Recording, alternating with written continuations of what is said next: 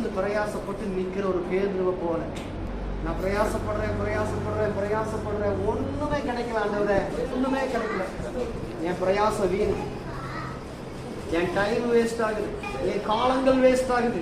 எதுவரைக்கும் ஆண்டவரேன்னு சொல்லி கேட்டிருக்கிற மகன் கர்த்தர் சொல்றாரு, தனிமையில ஒரு பொட்டுக்குள்ள மாதிரி அழுதுட்டு இருக்க, நீ தனிமையில என் கண்ணீரை யாரு பாப்பான்னு சொல்லி புலம்புற, உன் கண்ணீரை நான் பார்த்துட்டு இருக்கேன், நான் உன்னை விட்டுற மாட்டேன். என் தயவுள்ள கரை முன்னாடி அது ராஜரீக தயவு, ஒரு பேபி பர்சன் மாதிரி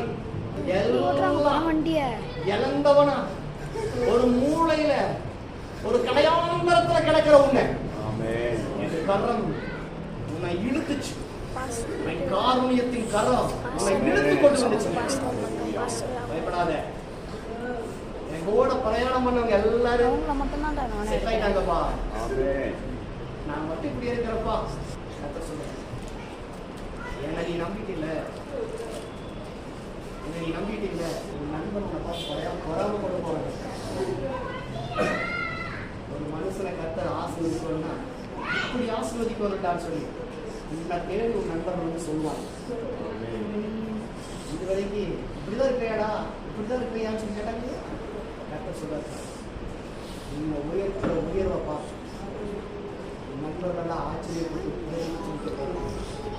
பிரமிச்சிக்க போறாங்க. நீ நிறைய பேருக்கு வேலை கொடுக்க, உன் நண்பர்களுக்கு நீ வேலை கொடு. இப்படி சொல்லி வரைக்கும் வேலை செய்யறமா சத்துருக்களின் மேடுகளை அழிக்கும்.